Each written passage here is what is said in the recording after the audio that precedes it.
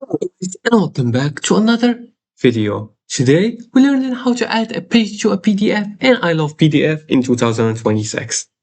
Now, before we get started, iLovePDF is a very famous website for editing PDFs for free. So if you want to edit your PDF, modify anything, you can use it. And you can do that by going to ilovepdf.com and access this website. And here in the website's homepage, you're going to see a lot of tools. You can see merge, split, compress, even convert PDFs to other formats like Word, PowerPoint, Excel, etc. Now, the easiest way to add pages is by merging another PDF into your original document. First, you're going to open the Merge PDF tool. As you can see, this is the one. You're going to open the Merge PDF. Then you're going to select the PDF files. For example, I'm going to choose these two ones right here. Then you're going to upload them and click on Open.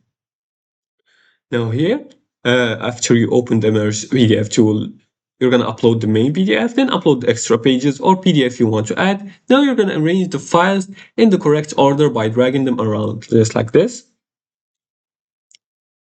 And you can place the cover pages, signatures, extra chapter or attachments exactly where you want them. Once everything is organized, you can click Merge PDF right here in the bottom right corner and wait for the processing to be completed. Then you're going to download the updated documents, just like this.